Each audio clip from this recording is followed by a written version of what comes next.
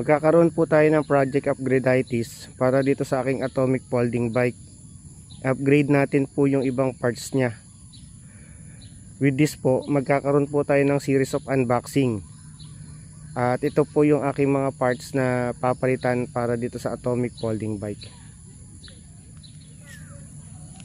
Una po, itong shifter. Kung papansinin niyo po, wasak-wasak na siya. Hindi na rin siya nalilipat. And next po, yung kanyang folding stem. Since bakal po siya, nakakadagdag po siya ng weight. Tsaka sira na din yung kanyang lock. Sunod po yung headset.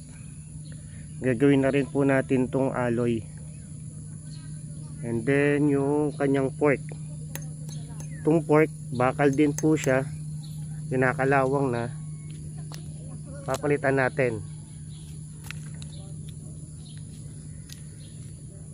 Itong hub, same din po, bakal din. Need natin palitan.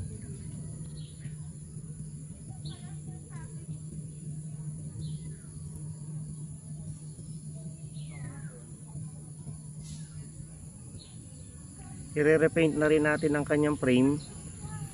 And tatanong natin kay Nazareth kung ano yung preferred niyang kulay.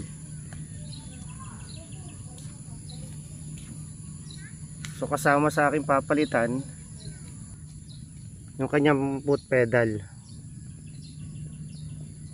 Palitan na rin natin tong pedal na to.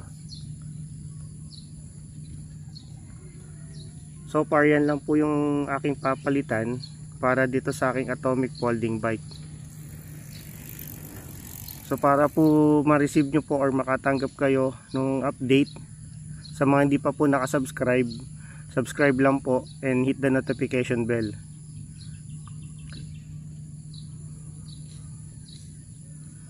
Maraming pong salamat.